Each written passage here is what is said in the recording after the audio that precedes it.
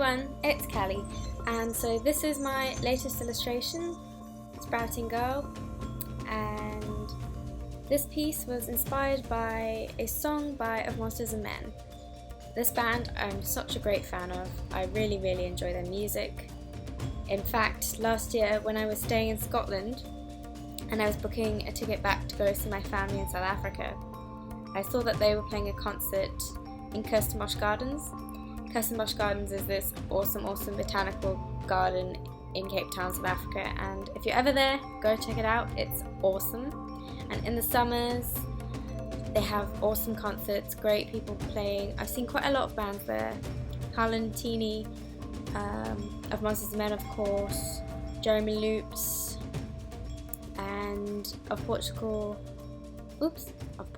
Man, and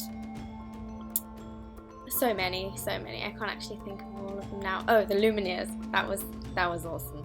So they often have really great concerts there. And yeah, so I booked my ticket, arrived day before the concert. I was so worried that my plane was going to be delayed and I was going to miss the concert completely and it would all have been for nothing, but luckily it wasn't. My plane was on time, got picked up at the airport, had a little bit of a sleep, and then next day went off to the concert, and it was awesome. They are amazing. I really love this band. Earlier this year, or rather the end of last year, I created a little stop motion to one of their songs, My Head is an Animal. You can check that out on my other channel. Yeah, so that's a little stop motion that I've not quite completed because the various characters and backgrounds are in various countries. They're scattered around the globe at the moment, so I have to just kind of ground myself and find them all and then hopefully complete that, because it was a really fun project. I want to start doing more stop motions. I am going to film school in September, so hopefully I can learn a bit more about cameras and whatnot, but yeah, I'm really enjoying that. Anyway, this particular piece is inspired by the song Crystals by Of Monsters and Men, so if you go listen to that song, you can probably see where I've taken quite literal interpretations of the lyrics.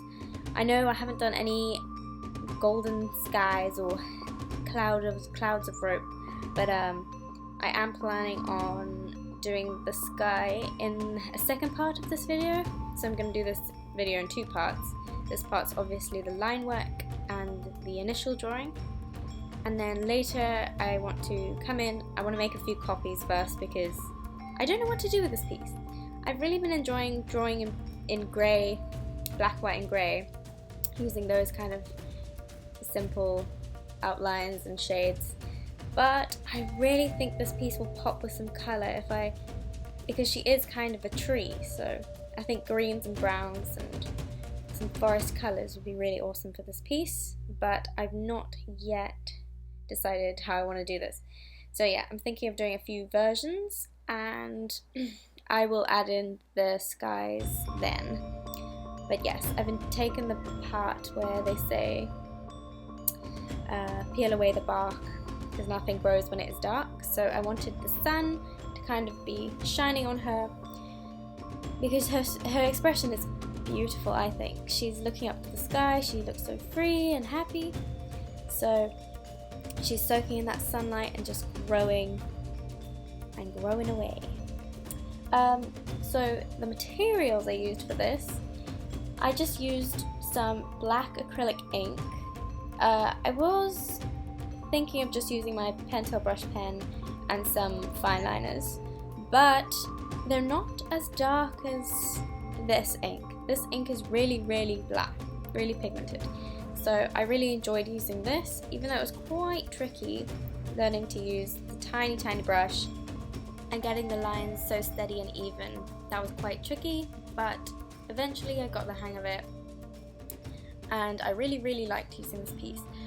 I mean, using this for the piece. And for the really fine lines, I did resort to using my Copic multiliners, which I don't find terribly dark, but I did when I used them with my Staedtler fine liners. But anyway, Yeah, so I really enjoyed this piece. I really enjoyed doing it.